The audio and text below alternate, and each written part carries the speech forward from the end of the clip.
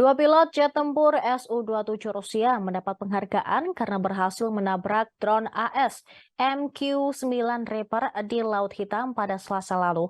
Menteri Pertahanan Rusia Sergei Shoigu memberikan penghargaan kepada kedua pilot tersebut pada Jumat 17 Maret 2023. Sergei Shoigu mengulangi penjelasan kronologi tabrakan jet tempur Rusia dan drone AS di Laut Hitam versi Rusia. Ia menyebut akibat manuver yang tajam, drone MQ-9 terbang tidak terkendali dengan kehilangan ketinggian lalu bertabrakan dengan permukaan air.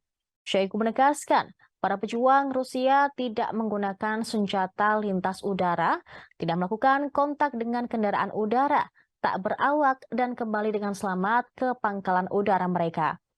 Menurut Kementerian Pertahanan Rusia, drone tersebut terbang dengan transpondernya mematikan.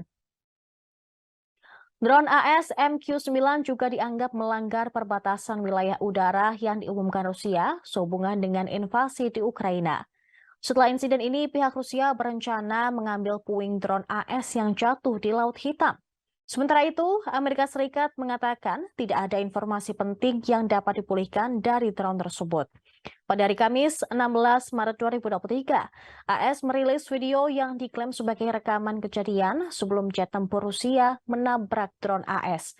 Video tersebut telah diedit durasinya menjadi 42 detik, namun tetap berada di urutan yang sama dengan kejadian. Terlihat jet tempur AS berada di dekat drone.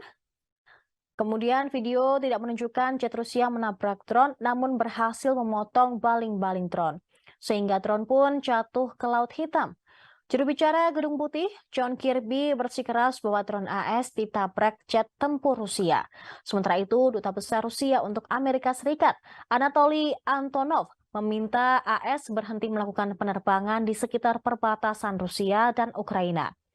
Anatoly Antonov heran mengapa drone AS harus melakukan aktivitas itu setiap hari di wilayah Laut Hitam dekat perbatasan Rusia. Padahal kegiatan tersebut jauh dari negaranya sendiri.